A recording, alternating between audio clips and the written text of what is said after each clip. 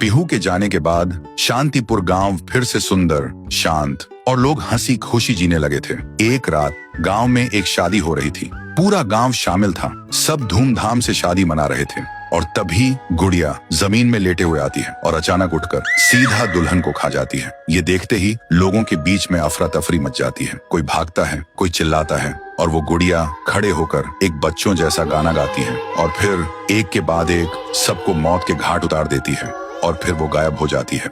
गांव फिर से कांप उठता है। सुबह सब लोग इकट्ठा होते हैं और कहते हैं वो भूखी लड़की वापस आ गई है। इस बार एक गुड़िया बन के लोग घुटनों के बल गिर जाते हैं और रो रो कर कहते हैं, हे भगवान हमें बचाओ। तभी गांव का मुखिया आता है और गुस्से में कहता है, चाहे वो कोई भी हो, है तो एक गुड़िया ही ना। आज रात मैं उसे खुद गांव से निकालूंगा। फिर रात के ठीक 2:30 बजे मुखिया अपने 2 चेलों के साथ गांव के बीच खड़ा होता है और फिर वही धुआं छा जाता है और वही आवाज,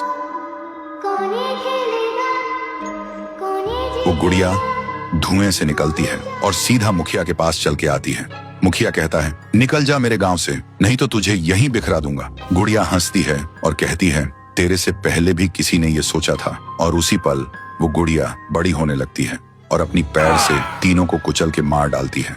सुबह जमीन पे सिर्फ खून के धब्बे रह गए थे, लाशें जैसे हवा हो गई हो। लोग समझ गए ये कोई आम गुड़िया नहीं, इसके अंदर कुछ और ही शक्ति है। तभी गांव की एक बूढ़ी औरत कहती है, इस गुड़िया को हम गांव से नहीं निकाल सकते, इसे तो सिर्फ पीहू ही गांव से निकाल सकती है। फिर सभी लोग उसी जगह जाकर खाना रखते हैं और दिल से पीहू को पुकारते हैं, भूखी देवी वापस आइए, गांव को बचाइए। तभी जमीन से एक आवाज निकलती है पीहू, पीहू, पीहू। और मिट्टी से बनने लगती है पीहू। लोग चिल्लाकर कहते हैं, देवी हमें बचा लो।